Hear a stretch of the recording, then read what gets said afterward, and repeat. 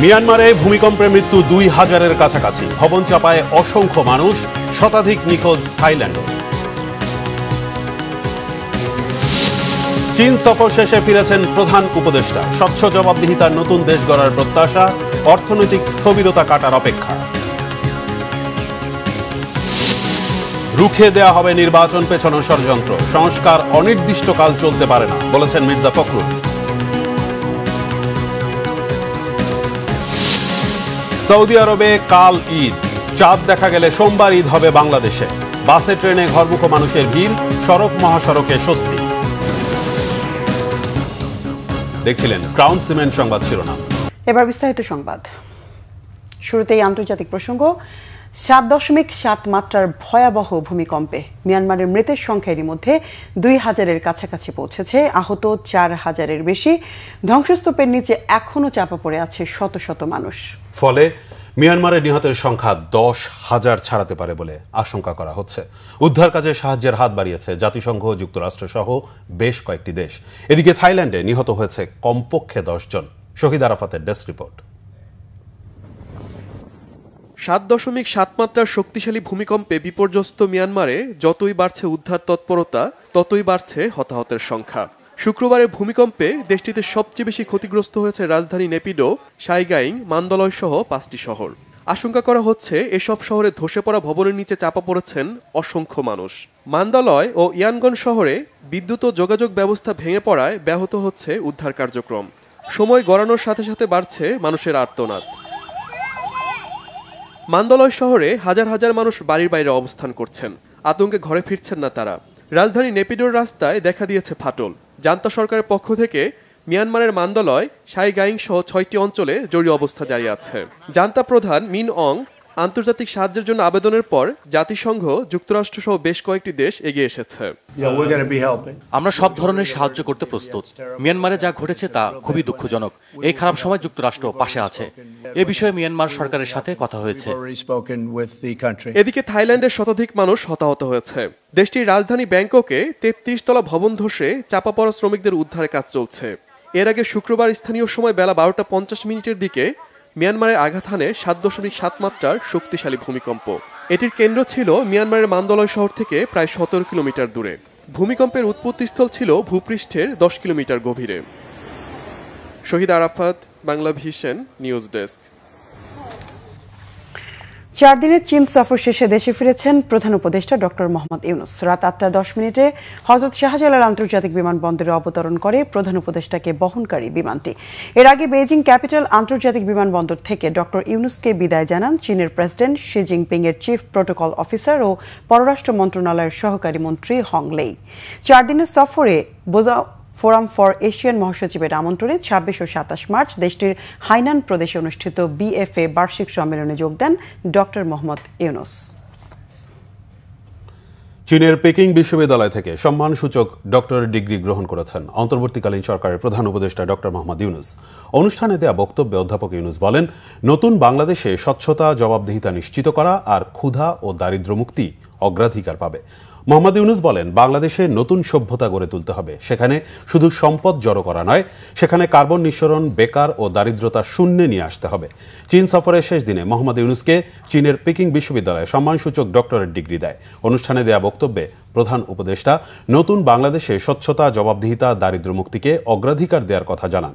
চাকরি খোঁজাকে ভুল চিন্তা উল্লেখ করে তরুণদের উদ্যোক্তা হওয়ার আহ্বান জানান প্রধান উপদেষ্টা। Their vision to establish a new Bangladesh in place of the Bangladesh that we had until last year.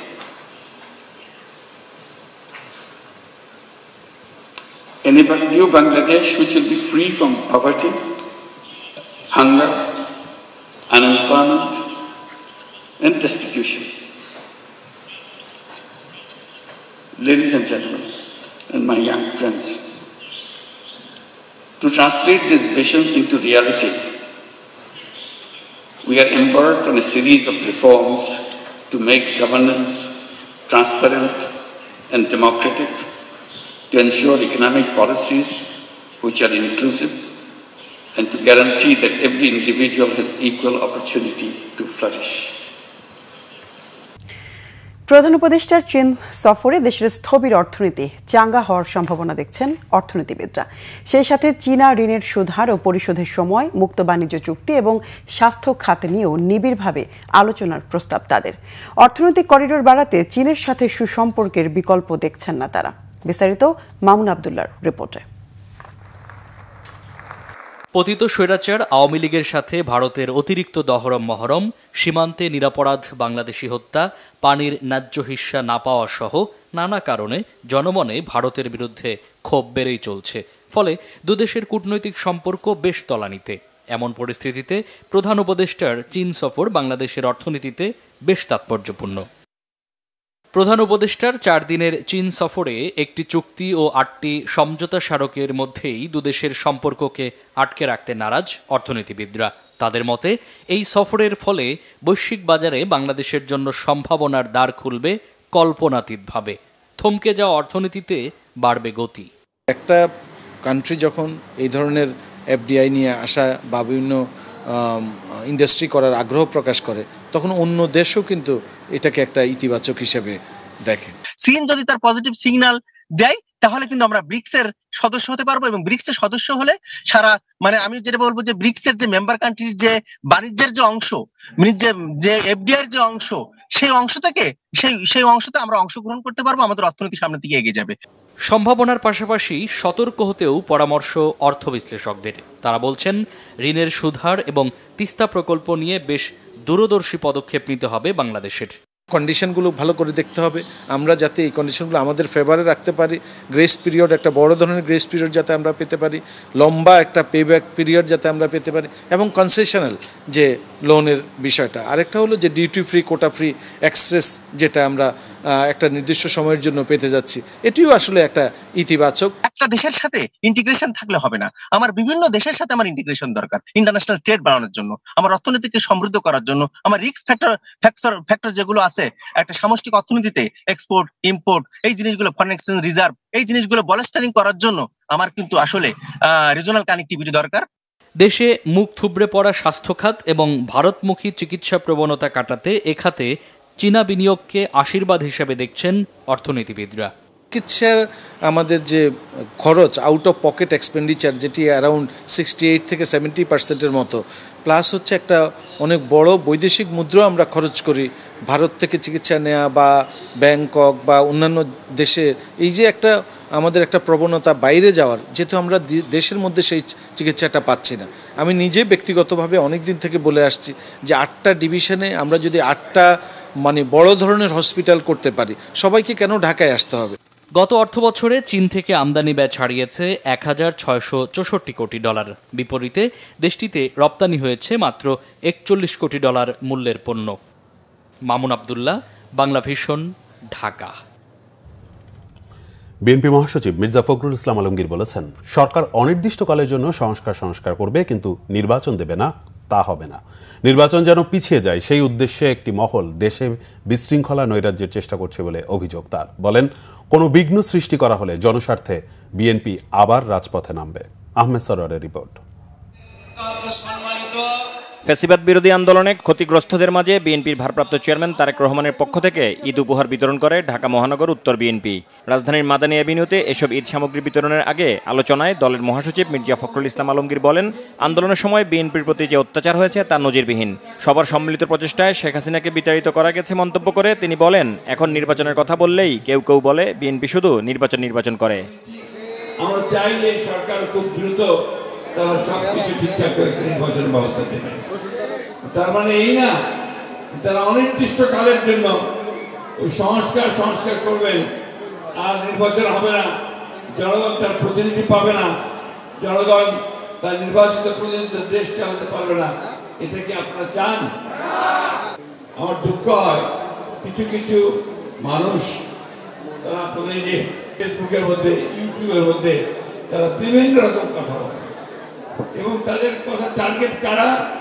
তাদের টার্গেট হচ্ছে বিএনপি। কেন? তারা জানে যে নির্বাচন যদি হয় তাহলে বিএনপি বিপুল সংখ্যাগরিষ্ঠতায় নির্বাচিত হবে। সুতরাং এই দেশে একটা বিশৃঙ্খলা সৃষ্টি করা, একটা নৈরাজ্য সৃষ্টি করা, একটা এমন অবস্থা তৈরি করা যাতে করে এখানে নির্বাচন পিছিয়ে যায়। নির্বাচন যেন পিছিয়ে যায় সেই উদ্দেশ্যে কেউ কেউ দেশে নৈরাজ্য সৃষ্টির পায়তারা করছে অভিযোগ করে মির্জা ফখরুল বলেন, বিএনপি তা হতে দেবে না। জনগণের স্বার্থে যদি কোনো বিঘ্ন সৃষ্টি করা হয় তাহলে বিএনপি আবার মাঠে নামবে, দাবি আদায় করে নিতে যাবে। আমি কথাগুলো বলছি এই জন্যে যে আমাদেরকে প্রস্তুত থাকতে হবে। ষড়যন্ত্র হচ্ছে, চক্রান্ত হচ্ছে দেশে বিদেশে, আপনাদেরকে আবার আপনাদের ভোটের অধিকার থেকে বঞ্চিত করবার জন্য। আমরা সেটা হতে দেব না। পরিষ্কার কথা, যে যেখানে থাকেন, যে ইংল্যান্ডে থাকেন, ফ্রান্সে থাকেন, আর আমেরিকায় থাকেন, আর সেখান থেকে মানুষকে উত্তেজিত করবার চেষ্টা করেন, বিভাজন সৃষ্টি করার চেষ্টা করেন। আমরা মানুষের সঙ্গে আছি, আমরা মানুষের সঙ্গে থেকে রাজনীতি করছি। সুতরাং আমাদেরকে কেউ বিপদে পরিচালিত করতে পারবে না, বাংলাদেশের মানুষকেও কেউ বিপদে পরিচালিত করতে পারবে না। পরে বিভিন্ন শ্রেণী পেশার মানুষের হাতে ঈদ সামগ্রী তুলে দেন বিএনপি মহাসচিব। আহমেদ সরওয়ার, বাংলা ভিশন, ঢাকা। গুম, খুন ও হত্যায় জড়িত র্যাব কর্মকর্তাদের কেন বিচারের সম্মুখীন করা হচ্ছে না, এমন প্রশ্ন বিএনপির আন্তর্জাতিক বিষয়ক কমিটির সদস্য ইঞ্জিনিয়ার ইশরাক হোসেনের। বলেন, আওয়ামী লীগের নামে দেশের মাটিতে কাউকে রাজনীতি করতে দেয়া হবে না। আওয়ামী লীগের আমলে গুমের শিকার পরিবারের সদস্যদের মাঝে ঈদ উপহার বিতরণ অনুষ্ঠানে এসব কথা বলেন ইঞ্জিনিয়ার ইশরাক হোসেন। অনুষ্ঠানের আয়োজন করে সাদেক হোসেন খোকা ফাউন্ডেশন। এ সময় ইশরাক হোসেন অভিযোগ করেন, গুম কমিশন ধীর গতিতে চলছে। যতক্ষণ পর্যন্ত গুম খুনের ন্যায় বিচার না হবে ততক্ষণ পর্যন্ত জোরালো দাবি তোলা হবে। গুমের ভয়াবহ চিত্র সবার আগে দেশের মানুষের কাছে উন্মোচন করেছে মায়ের ডাক সংগঠন। এ কথা উল্লেখ করে তিনি বলেন, শেখ হাসিনার রক্তচক্ষুকে উপেক্ষা করে গুমের তথ্য সামনে এনে আওয়ামী লীগকে খুনি বলার সুযোগ করে দিয়েছে মায়ের ডাক সংগঠনটি। খুনি হাসিনা এবং তার সাথে জড়িত যারাই এই গুম, খুন এবং অপরাধের সাথে জড়িত ছিল তাদের অবিলম্বে দ্রুত বিচারের ব্যবস্থা করতে হবে। বিগত 16 বছর দেখেছি, আপনারা যারা দেখেছেন, আপনারা যারা সরাসরি এটার থেকে ভিকটিম, আপনারা সরাসরি এটার শিকার হয়েছেন, এই পরিবারগুলো, আপনাদের সাথে আমরা আছি, আমি আছি, এবং আমার বিশ্বাস যে বাংলাদেশের কোটি কোটি জনগণ রয়েছে। আবার যদি আওয়ামী লীগ নাম দিয়ে কোনো রাজনৈতিক দল বা আওয়ামী লীগের নেতারা রাজনীতি করতে আসে, তাদেরকে আমরা কিন্তু দাঁত ভাঙা জবাব দেওয়ার জন্য প্রস্তুত রয়েছি। সৌদি আরবে পবিত্র শাওয়াল মাসের চাঁদ দেখা গেছে। ফলে কাল রবিবার সৌদি আরব সহ মধ্যপ্রাচ্যের দেশগুলোতে উদযাপন করা হবে পবিত্র ঈদ উল ফিতর। এদিকে কাল চাঁদ দেখা গেলে সোমবার ঈদ হবে বাংলাদেশে। সৌদি ছাড়াও কুয়েত, কাতার ও সংযুক্ত আরব আমিরাতে রবিবার ঈদ উদযাপিত হবে। তবে Australia, Oman, Iran, Bharat, Indonesia, Malaysia ও ব্রুনেই সহ আরও কিছু দেশ সোমবার ঈদ উদযাপনের ঘোষণা দিয়েছে। অস্ট্রেলিয়ার চাঁদ দেখা কমিটি মুনসাইটিং অস্ট্রেলিয়া জানিয়েছে, 30 দিন রোজা পূর্ণ করে সোমবার ঈদ পালন করা হবে। ভৌগোলিক অবস্থানের কারণে অস্ট্রেলিয়া চাঁদ দেখার ক্ষেত্রে এগিয়ে থাকে। রমজান শুরুর ঘোষণাও এগিয়েছিল দেশটি।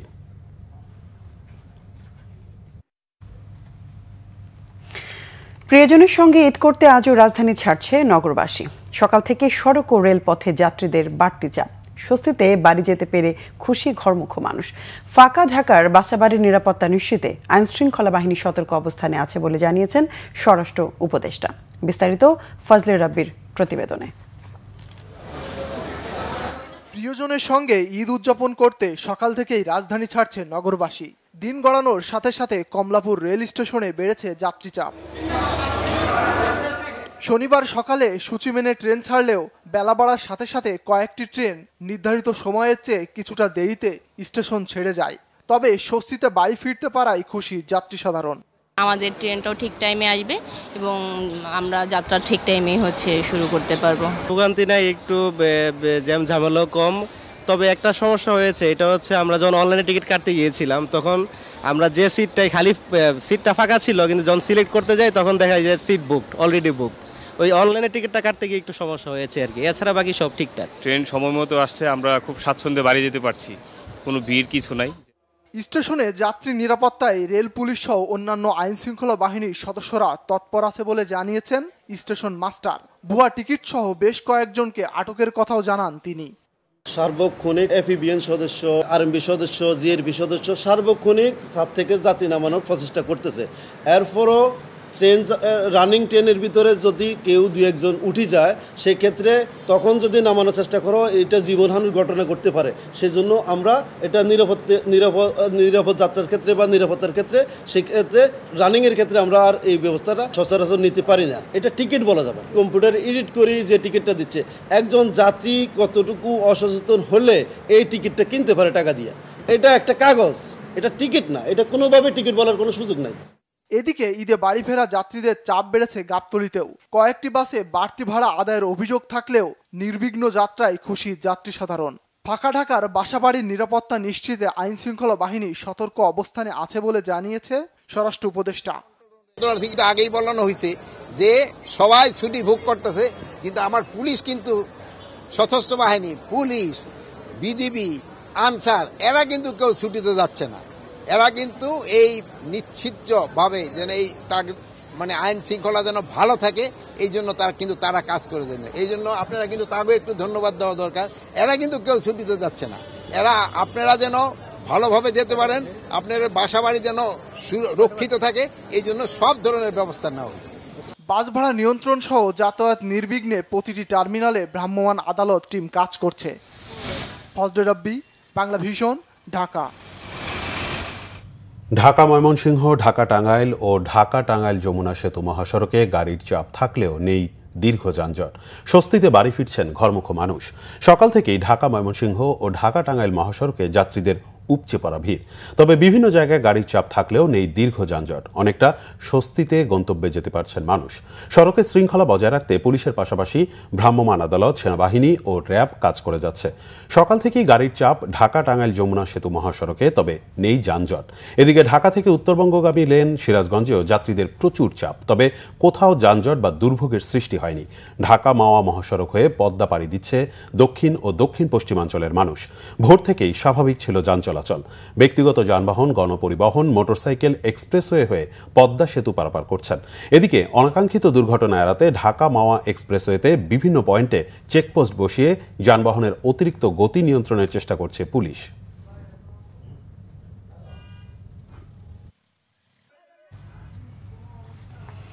ঈদ উল ফিতরের প্রধান জামাত সকাল 8:30টায় জাতীয় ঈদগাহে অনুষ্ঠিত হবে। তবে আবহাওয়া প্রতিকূল থাকলে ঈদের প্রধান জামাত সকাল 9টায় বায়তুল মোকাররম মসজিদে হবে, জানিয়েছেন ঢাকা দক্ষিণ সিটি কর্পোরেশনের প্রশাসক মোহাম্মদ শাহজাহান মিয়া। তিনি বলেন 35,000 মুসল্লি নামাজ আদায় করতে পারবেন। মহিলাদেরও বিশেষ ব্যবস্থা থাকবে। রাষ্ট্রপতি ও প্রধান উপদেষ্টার একসাথে নামাজ আদায়ের ব্যবস্থা করা হয়েছে। বিস্তারিত জানাচ্ছেন জিয়া খান। ঈদ উল ফিতরের প্রধান জামাত আয়োজন উপলক্ষে জাতীয় ঈদগাহের প্রস্তুতি প্রায় শেষ পর্যায়ে। শনিবার সকালে প্রস্তুতি পরিদর্শনে আসেন ঢাকা দক্ষিণ সিটি কর্পোরেশনের প্রশাসক মোহাম্মদ শাহজাহান মিয়া। রাষ্ট্রপতি, প্রধান উপদেষ্টা ও রাষ্ট্রের গুরুত্বপূর্ণ ব্যক্তিবর্গ সহ সাধারণ মুসল্লিদের নামাজ আদায়ে সব ধরনের প্রস্তুতি নিয়ে কথা বলেন শাহজাহান মিয়া। 8:30 নির্ধারণ করেছি এবং যদি দুর্যোগপূর্ণ আবহাওয়া, এখন পর্যন্ত আমাদের কাছে যে খবর আছে তাতে আবহাওয়া খারাপ হওয়ার কোনো সম্ভাবনা নাই। তারপরও যদি হয় সেক্ষেত্রে আমরা বায়তুল মোকাররমে জাতীয় মসজিদে সেখানে সকাল 9টায় আমরা ব্যবস্থা রেখেছি। আমরা আশা করছি মহামান্য রাষ্ট্রপতি, মাননীয় প্রধান উপদেষ্টা মহোদয় দুজনই জাতীয় ঈদগাহ ময়দানে ঈদের জামাতে অংশগ্রহণ করবেন। আমাদের এই ঈদগাহে প্রায় 35,000 মুসল্লি ঈদের নামাজ আদায় করতে পারবেন। এছাড়া মহিলাদের জন্য আমাদের সুব্যবস্থা আছে। নিরাপত্তার কোনো শঙ্কা নেই দাবি করে আইন শৃঙ্খলা বাহিনীর তৎপরতা নিয়ে সন্তুষ্টির কথা জানান প্রশাসক। বিশেষ করে ছাতা নিয়ে ঈদগাহে না আসতে নিরুৎসাহিত করা হয় মুসল্লিদের। তারা তো রেগুলার আসতেছেন, ভিজিট করতেছেন, দেখতেছেন কোনো সিকিউরিটি থ্রেট আছে কিনা, এগুলো তারা এক্সামিন করতেছেন। তো আমার মনে হয় না যে এরকম কোনো তাদের তরফে এখন পর্যন্ত যে ইনফরমেশন আমাদের কাছে না, এরকম কোনো থ্রেট আমরা অনুভব করছি না। ত্রিপাল দিয়ে আমরা আমাদের এই যে শামিয়ানাটা নিয়েছি, এখানে বৃষ্টি হলেও পানিতে ভিজে যাওয়ার কোনো সম্ভাবনা থাকবে না। কাজেই কেউ যদি ছাতা নিয়ে আসে সেটা তার জন্যই বোঝা হবে। আমরা ছাতা আনাকে নিরুৎসাহিত করতেছি। জাতীয় ঈদগাহ ও আশপাশ মনিটরিংয়ে থাকবে র্যাব, পুলিশ সহ অন্যান্য আইনশৃঙ্খলা বাহিনী। সিসি ক্যামেরার নজরদারিতে থাকবে পুরো এলাকা। জিয়া খান, বাংলা ভিশন, ঢাকা। শপিং করতে আসা রোজদারদের জন্য ইফতারের নানা প্যাকেজ ও মুখরোচক সব খাবারের আয়োজন করেছে বসুন্ধরা সিটি কমপ্লেক্সের 8 তলার ফুড কোর্টগুলো। কেনাকাটা করতে আসা অনেকেই ইফতার করতে ভিড় করেন সেখানে। খাবারের মান আর স্বাদ দুয়েরই প্রশংসা করলেন রোজদাররা। বসুন্ধরা শপিং কমপ্লেক্সের ফুড কোর্টের ইফতার আয়োজন নিয়ে আরও জানাচ্ছেন মোবাশ্বের আহমদ। অনেকেই সপরিবারে ইফতার ও ঈদ কেনাকাটা করার পরিকল্পনা নিয়ে বের হয় দুপুরের পর। আর এই পরিকল্পনায় রোজাদারদের পছন্দের তালিকায় থাকে বসুন্ধরা সিটি শপিং কমপ্লেক্স। কেনাকাটার ফাঁকে ইফতার সেরে নিতে বসুন্ধরা সিটি শপিং কমপ্লেক্সের ফুডকোর্টগুলো ব্যাপক জনপ্রিয়। একই সাথে অনেক দোকান হওয়ায় প্রায় 2 থেকে 300 মানুষ ইফতার করতে পারে এখানে। রোজাদারেরা পছন্দ মতো ইফতার প্যাকেজ নিতে পারেন, সাথে রয়েছে মুখরোচক সব খাবার। এখানে 1 পারসন 2 পারসনের জন্য আমাদের হিউজ পরিমাণ খাবারের কালেকশন আমরা রাখছি। আর খাবারগুলো আমাদের মেনু প্রাইসের থেকে কিছুটা কম রাখতেছি, কারণ এখানে আসে সবাই ইফতার করার জন্য। আর আমাদের সবচেয়ে স্পেশাল বিরিয়ানি আছে জাফরান বিরিয়ানি, তারপর মটকা biryani, bucket biryani, kebab item আছে, ফ্রুটস, জুস, সবগুলো ফ্রেশ হাইজেনিক খাবারগুলো আমাদের এখানে পাবে। আমাদের এই সবটা মূলত kebab and grill and broast. Kebab আছে chicken tikka kebab, malai kebab, তারপর kalmi kebab, noodles with fry, তারপরে grill with naan, grill with rice. ফুডকোর্টগুলোর খাবারের মান ও স্বাদের ভিন্নতা রয়েছে। পরিবেশ ও পরিবেশন সব মিলিয়ে দাম সহনীয় বলছেন রোজাদারেরা। এখানে শপিং করতে আসছি, তো এই টাইমটা অন্য কোথায় যাব আবার খাবো, এই জন্য এখানে ইফতার করতে ঘুরতে আসছি। ইফতার করতেই মেনলি আসছি, শপিং টপিং কিছু করা হয় নাই, এমনি ফ্যামিলি টাইম স্পেন্ড করতে আসছি। ভিড়ের কারণে ইফতারের আগে আসলে জায়গা পাওয়া কষ্টসাধ্য ব্যাপার, এই জন্য কিছুটা সময় আগে এখানে বসে আছি। প্রত্যেকদিন তো প্রায় বাসায় করা হয়, আর এই জন্যই আজকে একটু বাইরে আসলাম আর কি, সবাই মিলে আউটিং করতে, একটু ঘোরাফেরা করতে। পরিবেশ ভালো, এখানে এক জায়গায় সবকিছু পাওয়া যাচ্ছে। রোজা ছাড়াও বসুন্ধরা সিটি শপিং কমপ্লেক্সের 8 তলার ফুডকোর্টগুলোর খাবার বেশ জনপ্রিয়। মোবাশ্বের আহমেদ, বাংলা ভিশন, ঢাকা। নাটোরের পৌর জামে মসজিদে প্রতিদিন ইফতার করেন চলতি পথের রোজাদাররা সহ 3 থেকে 400 জন মানুষ। বাজারের ব্যবসায়ী ও স্থানীয়দের সহযোগিতায় চলে ইফতারের আয়োজন। নাটোর প্রতিনিধি কামরুল ইসলামের রিপোর্ট। নাটোর শহরের মাদ্রাসা মোড়ে 2000 সালে গড়ে ওঠে পৌর জামে মসজিদ। পৌরসভা পরিচালিত নাটোর বগুড়া বাস স্ট্যান্ডে মসজিদটিতে নামাজ আদায় করেন বাস যাত্রীরা সহ সর্বস্তরের মানুষ। পবিত্র রমজান মাসে প্রতিদিন ইফতারের আয়োজন করা হয় মসজিদে। এবারও প্রথম রোজা থেকে হচ্ছে এই আয়োজন। মসজিদটা 25 বছর বয়স, এই 25 বছরের থেকে এখানে ইফতারি হয়। মাঝখানে করোনা হওয়ার জন্য এখানে ইফতারিটা বন্ধ হয়ে যায়। বন্ধ হয়ে যাওয়ার পর আবার ছেলেপেলেগুলো, আমার ময় মুরব্বী, এমন ছোট ভাই ব্রাদাররা সবাই মিলে আবার ইফতারিটা নতুন করে চালু করা হয়। এমন এই ইফতারিটা যাতে চালু যাতে সারাদিন থেকে যাতে আমরা করতে পারি, সেই দোয়াটা আমরা চাই, আমরা সেই দোয়াটা করবেন আমাদের জন্য। শুধু মহল্লাবাসী নয়, চলতি পথের রোজাদার সহ স্থানীয় ব্যবসায়ীরাও স্বতঃস্ফূর্তভাবে এখানে ইফতার করেন। এখানে ইফতারি যারা করে, এই সাধারণ লোকজন আছে, দোকানপাটের লোকজন আছে, বাহিরের লোকজন আছে, বাস স্ট্যান্ডে অনেক লোকজন আসে, তারা ইফতারি করে। যাচ্ছে পথযাত্রী, পথচারী বা বিভিন্ন লোকজন এখানে এসে ইফতারি করে এবং এই ইফতারির সার্বিক সহযোগিতায় আমাদের গাড়িখানা গোরস্থানের খাদেম মোহাম্মদ আমিনুল ইসলাম সাগর ভাইয়ের। প্রথম রোজা থেকে 300-400 রোজাদার এখানে ইফতার করেন। বাস স্ট্যান্ডে মসজিদ হওয়ায় ইফতার আয়োজনে স্থানীয়দের পাশাপাশি সহযোগিতা করেন ব্যবসায়ীরাও। 300, 350, 400 মতো আল্লাহ পাকের খাস মেহমান ইফতারি করে। এই ইফতারিটা বিশেষ করে এখানে যেহেতু মহল্লা না, এটা পৌর জামে মসজিদ সংলগ্ন পৌর মসজিদ, এটা পৌরসভা পরিচালিত, কিন্তু এখানে এই আশেপাশে দোকান পাটে যে সমস্ত লোকেরা এখানে ব্যবসা বাণিজ্য করে, এই ইফতারিটা আমাদের সংগ্রহ হয় আমাদের বিভিন্ন মুসল্লির কাছ থেকে। চাউল, খেজুর, ডাউল, তারপরে আপনার তেল, এরা বিভিন্ন জন এই সহযোগিতা করে। রমজান মাসের সবচেয়ে আনন্দঘন মুহূর্ত ইফতার, আর এমন আয়োজন ইফতারের গুরুত্ব আরও বাড়িয়ে দেয় বলে মনে করেন রোজাদাররা। কামরুল ইসলাম, বাংলা ভিশন, নাটোর। ঈদের আগ মুহূর্তেও কেনাকাটা শেষ করতে রাজধানীর বিপণী বিতানগুলোতে ছুটছেন ক্রেতারা। লাইফস্টাইল ব্র্যান্ড সারার বনশ্রী আউটলেট ঘুরে বিস্তারিত জানাচ্ছেন নাবিল জাহাঙ্গীর। রোজার শেষ শনিবার, ঈদকে সামনে রেখে নিজের এবং প্রিয়জনের জন্য পছন্দের পোশাক কিনতে এখনও বিপণী বিতানগুলোতে আছে ক্রেতাদের আনাগোনা। দেশের জনপ্রিয় লাইফস্টাইল ব্র্যান্ড সারার বনশ্রী আউটলেটেও শেষ মুহূর্তের ঈদ কেনাকাটায় ব্যস্ত ক্রেতারা। ক্রেতারা জানালেন, কর্মজীবনের ব্যস্ততা সহ নানা কারণে এখনও তাদের অনেকের ঈদের কেনাকাটা শেষ হয়নি। কেউ কেউ আবার ভিড় এড়িয়ে কিছুটা নিভৃতে কেনাকাটা সারতে অপেক্ষা করেছেন। লাস্ট উইকে আসলাম তখন অনেক ভিড় ছিল, তো এখন একদমই ফাঁকা। খুবই ভালো এবারে কালেকশন। বাবার জন্য পাঞ্জাবি নিলাম, আমার ড্রেস নিলাম, ভালো ছিল। অনেক কালারে পাঞ্জাবি আছে আমার পছন্দ, আমার বিশেষ করে এই সব কালারে, পার্পল কালারে পাঞ্জাবি নিব এবার। ইয়েলো আর একটা রেড। এই তো ফ্রেন্ডের সাথে আসছি, ফ্রেন্ডের কাজিনও আছে সাথে, তো একটা আর কি ট্রাউজার কিনছি আর পাঞ্জাবি খুঁজতেছি। আজকে তো আমি আমার জন্যই দেখতে আসছি, কালেকশনগুলো দেখতে আসলাম। এবারে কালেকশনগুলো অনেক ভালো। আব্বুর জন্য একটা প্যান্ট, আমার জন্য একটা গেঞ্জি। আমি তো জব করি, সময় পাচ্ছিলাম না, তো এমনি ওর ফাঁকে কেনা হয়েছে, তো এখন তো অনেক সময়, এই জন্য ওদেরকে নিয়ে বের হয়েছি। প্রতিষ্ঠানটির কর্মীরা বলছেন এবছর বিক্রি ভালো হলেও ঈদের আগ মুহূর্তে এসে বিক্রিতে এখন ভাটার টান। সারার ঈদ কালেকশনের মধ্যে এবার ক্রেতাদের বিশেষ নজর কেড়েছে শিশুদের জামা কাপড়। আমাদের সব থেকে বাচ্চাদের কালেকশনটা বেশি চলে। আমাদের বাচ্চাদের প্রায়োরিটি দিয়ে আমাদের টি শার্ট, পাঞ্জাবি, বাচ্চাদের সব কিছুই আছে ধরতে গেলে এখানে। এবার মোটামুটি আলহামদুলিল্লাহ ভালো ব্যাকআপ হয়েছে, সেল হয়েছে। শেষ মুহূর্তে একটু কম থাকে, কারণ সবাই কেনাকাটা কমপ্লিট করে গ্রামে চলে যায়। তো এখন আর কি মোটামুটি অল্প কিছু যেগুলো আর কি শেষ মুহূর্তে যে মানুষগুলো আর কি মানে কাজ শেষ করে এসে হয়তো না মানে কেনার ইচ্ছা ছিল না কিন্তু যাচ্ছে আর কি, তো ওরকম আর কি তারা এসে আর কি। বিভিন্ন বয়সের নারী, পুরুষ কিংবা শিশু সবার পছন্দের কথা মাথায় রেখে তৈরি সারার ঈদ কালেকশন ক্রেতাদের ঈদ আনন্দ বাড়িয়ে দেবে, এমনটাই প্রত্যাশা প্রতিষ্ঠানটির। নাবিল জাহাঙ্গীর, বাংলা ভিশন, ঢাকা। এবার আরো কিছু খবর নিয়ে একটি ডেস্ক রিপোর্ট। বিএনপির সিনিয়র যুগ্ম মহাসচিব রুহুল কবির রিজভী বলেছেন, যে দল ৭১-এ স্বাধীনতার বিরোধিতা করেছিল তারা গণপরিষদ চাইতে পারে, কিন্তু যেসব ছেলেরা বৈষম্য বিরোধী আন্দোলন করেছে তারা কার ইন্ধনে বা নির্দেশে গণপরিষদ চায়, এমন প্রশ্ন তার। দুপুরে সিরাজগঞ্জের তামাইয়ে তারেক রহমানের নির্দেশে অসচ্ছল পরিবারের মাঝে ঈদ সামগ্রী বিতরণ অনুষ্ঠানে তিনি আরো বলেন, নির্বাচনের তারিখ নিয়ে টালবাহানা চলছে, কখনো ডিসেম্বর, কখনো জুন, কখনো মার্চ বলে তামাশা করা হচ্ছে জনগণের সাথে।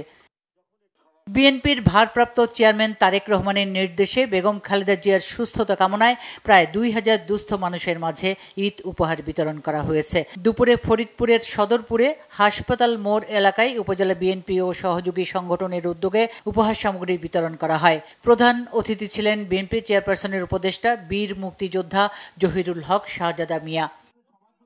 পার্বত্য চট্টগ্রাম মন্ত্রণালয়ের বরাদ্দ প্রদানে বৈষম্যের অভিযোগ তুলে প্রতিবাদে রাঙ্গামাটিতে বিক্ষোভ সমাবেশ করেছে রাঙ্গামাটি সচেতন ছাত্র জনতা। সকালে বাঙালি পাহাড়ি জনগোষ্ঠীর সমন্বয়ে বিক্ষোভ মিছিলটি পৌরসভা চত্বর থেকে শুরু হয়ে বনরূপা সিএনজি চত্বরে গিয়ে সমাবেশে মিলিত হয়। বিএনপির যুগ্ম মহাসচিব খায়রুল কবির খোকন বলেছেন, আওয়ামী লীগের নেতারা দেশের সম্পদ লুট করে নিজেরা বিলাসবহুল জীবনযাপন করেছে, সাধারণ মানুষের ভাগ্যের কোনো পরিবর্তন হয়নি। বিকেলে নরসিংদীর পৌর শহরের Satirpara Kalikumar institution school and college মাঠে সুবিধাবঞ্চিত মানুষের মাঝে ঈদ উপহার বিতরণকালে তিনি এসব কথা বলেন। জেলা ছাত্র দলের উদ্যোগে দলের ভারপ্রাপ্ত চেয়ারম্যান তারেক রহমানের পক্ষ থেকে ২ সহস্রাধিক অসহায় মানুষের মাঝে এসব ঈদ উপহার বিতরণ করা হয়। ঈদ উল ফিতর উদযাপনে রাজধানীর ক্যান্টনমেন্টে ব্লু মুন টাওয়ারে ঈদ মেহেদি ফেস্ট ২০২৫ নামে মেহেদি উৎসবের আয়োজন করা হয়েছে। আয়োজকরা জানান, অভিজ্ঞ মেহেদি শিল্পীদের তৈরি অর্গানিক মেহেদি কেনার পাশাপাশি মেহেদিতে নানা নকশা কারুকাজের লক্ষ্যেই এই আয়োজন। মেহেদি বাই মিমি তাদের সমস্ত পণ্য কেনার এবং লাইভ মেহেদি দেওয়ার সুযোগ দিচ্ছে এই অনুষ্ঠানে মেহেদি বাই মিমির প্রতিষ্ঠাতা তানজিলা আক্তার মিমি সহ দেশের শীর্ষস্থানীয় মেহেদি শিল্পীরা উপস্থিত ছিলেন। বিএনপির ভারপ্রাপ্ত চেয়ারম্যান তারেক রহমানের নির্দেশে ফরিদপুর মহানগর কৃষক দলের উদ্যোগে ইফতার মাহফিল ও বস্ত্র বিতরণ করা হয়েছে। বিকেলে শহরের রাজবাড়ী রাস্তার মোড়ে বাক ও শ্রবণ প্রতিবন্ধী বিদ্যালয়ের মাঠে অনুষ্ঠানের প্রধান অতিথি ছিলেন মহিলা দলের কেন্দ্রীয় কমিটির যুগ্ম সাধারণ সম্পাদক ও ঢাকা মহানগর উত্তর মহিলা দলের আহ্বায়ক চৌধুরী নায়াব ইউসুফ। ফরিদপুর পৌরসভার ১ নম্বর ওয়ার্ড থেকে ৯ নম্বর ওয়ার্ডের সাধারণ জনগণের মাঝে ঈদ উপহার হিসেবে শাড়ি ও লুঙ্গি বিতরণ করেন তিনি। ফেনী জেলা সদরের সরস্বতী ইউনিয়নের সর্বস্তরের নাগরিকদের উদ্যোগে শনিবার স্থানীয় সরস্বতী স্কুল মাঠে গণ ইফতার মাহফিল হয়েছে। এতে প্রধান অতিথি ছিলেন এবি পার্টির চেয়ারম্যান মুজিবুর রহমান মঞ্জু। গণ ইফতারে আরও উপস্থিত ছিলেন এবি পার্টির কেন্দ্রীয় কমিটির সহ সাংগঠনিক সম্পাদক শাহ আলম বাদল, জেলা কমিটির আহ্বায়ক মাস্টার আহসানুল্লাহ ও স্থানীয় গণ্যমান্যরা। বাগেরহাটের মোরেলগঞ্জে বিএনপির উদ্যোগে গণ ইফতার মাহফিল হয়েছে। উপজেলা ও পৌর বিএনপির আয়োজনে ইফতার মাহফিলে অংশ নেন বিভিন্ন শ্রেণী পেশার মানুষ। প্রধান অতিথি ছিলেন কেন্দ্রীয় বিএনপির শিক্ষা বিষয়ক সম্পাদক ও বাংলাদেশ উন্মুক্ত বিশ্ববিদ্যালয়ের ভিসি অধ্যাপক ডক্টর ABM ওবায়দুল ইসলাম। বিশেষ অতিথি তাঁতি দলের কেন্দ্রীয় কমিটির সিনিয়র যুগ্ম আহ্বায়ক ডক্টর কাজী মনিরুজ্জামান মনির। কক্সবাজারের চকরিয়া বেতুয়া বাজার অটোরিকশা টেম্পো সিএনজি শ্রমিক সংগঠনের উদ্যোগে শ্রমিকদের মাঝে ঈদ সামগ্রী বিতরণ করা হয়েছে। অনুষ্ঠানে প্রধান অতিথি ছিলেন উপজেলা বিএনপির সাংগঠনিক সম্পাদক সোয়াইব মোহাম্মদ সবুজ। বিশেষ অতিথি শ্রমিক ইউনিয়নের সভাপতি সরোয়ার কামাল ও সাধারণ সম্পাদক জসিম উদ্দিন। বিএনপির ভারপ্রাপ্ত চেয়ারম্যান তারেক রহমানের নির্দেশে সাভারে জুলাই বিপ্লবে শহীদ বেশ কয়েকটি পরিবারের মাঝে ঈদ সামগ্রী ও নগদ অর্থ সহায়তা দিয়েছে ঢাকা জেলা বিএনপি। ঢাকা জেলা বিএনপির সভাপতি ও বিএনপির নির্বাহী কমিটির সদস্য খন্দকার আবু আশফাক ও জেলা বিএনপির সিনিয়র সহ সভাপতি খন্দকার শাহ মাইনুল হোসেন বিল্টুর নেতৃত্বে বিভিন্ন স্থানে শহীদ পরিবারের কাছে এসব ঈদ উপহার ও নগদ অর্থ তুলে দেন নেতারা। Banglavision news desk. ফুটবল ইতিহাসে সবচেয়ে দামি কোচ এখন অ্যাথলেটিকো মাদ্রিদের আর্জেন্টাইন কোচ দিয়েগো সিমিওনে। ফরাসি পত্রিকা লেকিপের তথ্য মতে পেপ গার্দিওলা, কার্লো আনচেলত্তি ও হ্যান্সি ফ্লিক সবাইকে ছাড়িয়ে রেকর্ড পরিমাণ পারিশ্রমিক পাচ্ছেন এল লেকো খ্যাত সিমিওনে। অ্যাথলেটিকো মাদ্রিদ ইউরোপের একটি মাঝারি মানের ক্লাব। স্পেনের দুই জায়ান্ট রিয়াল মাদ্রিদ ও বার্সেলোনার তুলনায় সাফল্যে অনেক পিছিয়ে। তারপরও এই ক্লাবের কোচই এখন ফুটবল ইতিহাসে সবচেয়ে দামি কোচ। মূলত স্পেন সহ ইউরোপের ফুটবল অ্যাথলেটিকো যে দাপটের সাথে দাপিয়ে বেড়াচ্ছে তার পেছনে সবচেয়ে বড় ভূমিকা এই আর্জেন্টাইন কোচের। 2011 সালে দায়িত্ব পেয়ে সাধারণ মানের দল নিয়ে দুবার চ্যাম্পিয়ন্স লিগের রানার্স আপ, দুবার ইউরোপা লিগ ও দুবার ইউরোপিয়ান সুপার কাপের শিরোপা ছাড়াও দুবার লা লিগায় চ্যাম্পিয়ন সহ আরও অনেক ট্রফি জয় করেছে অ্যাথলেটিকো। সিমিওনের সবচেয়ে বড় গুণ সাধারণ মানের দলকে অসাধারণ সাফল্যের ধারায় পরিচালনা করা। তার কোচিংয়ের এক যুগে আর্থিকভাবে ফুলে ফেপে উঠেছে অ্যাথলেটিকো। ইউরোপের অন্যতম আধুনিক স্টেডিয়াম নির্মাণ করে আর্থিকভাবে ক্লাবকে অনেক লাভজনক করেছেন সিমিওনে।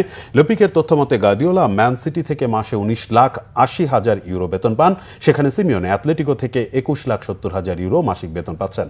রিয়াল মাদ্রিদকে অনেক সাফল্য উপহার দিয়েও কার্লো আনচেলত্তির মাসিক বেতন $9,21,000, যা সিমিওনের অর্ধেকের চেয়েও কম। সংবাদ শেষ করব আমরা ক্রাউন সিমেন্ট শিরোনামগুলো আরেকবার জানিয়ে। মিয়ানমারে ভূমিকম্পে মৃত্যু 2000-এর কাছাকাছি, ভবন চাপায় অসংখ্য মানুষ, শতাধিক নিখোঁজ থাইল্যান্ডে। চীন সফর শেষে ফিরেছেন প্রধান উপদেষ্টা, স্বচ্ছ জবাবদিহিতার নতুন দেশ গড়ার প্রত্যাশা, অর্থনৈতিক স্থবিরতা কাটার অপেক্ষা। রুখে দেয়া হবে নির্বাচন পেছানোর ষড়যন্ত্র, সংস্কার অনির্দিষ্টকাল চলতে পারে না বলেছেন মির্জা ফখরুল।